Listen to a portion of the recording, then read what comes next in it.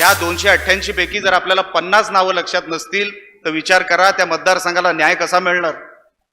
कोण ओढणार तो सगळा फंड?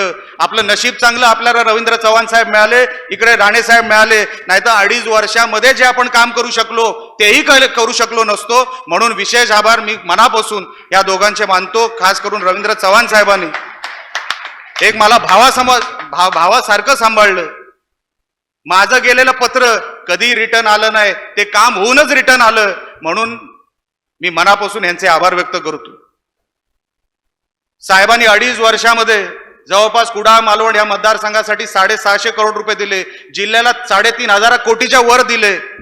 हे कधी पैसे आपल्याला दिसले असते? कधी पैसे आपल्याला मिळणार होते? डीपीडीसीच्या माध्यमातून इकडे आमदार नाही, वरती काही पॉलिसी ठरल्या आहेत, पण इथे निलेश आहे ना, तर त्याला तो पैसा मिळाला पाहिजे हे सांगणारे रवींद्र चव्हाण साहेब. निलेश राणेला खाली पैसा पाठवला पाहिजे.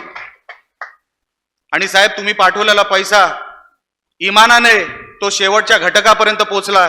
तुम्ही पाठवलेला पैसा त्याच्यामध्ये भेसळ झाली नाही, त्याच्यामध्ये भ्रष्टाचार झाला नाही, गावागावात तो पैसा पोहोचला. आणि म्हणून आज हे चित्र तुमच्या समोर उभं आहे. आमचे दिवसभरातले सर्व अपडेट्स, ताज्या घडामोडी आणि थेट लाईव्ह पाहण्यासाठी सबस्क्राईब करा, लाईक करा कोकणचं नंबर 1 महा चॅनल कोकण 7 लाईव्हचं YouTube चॅनल.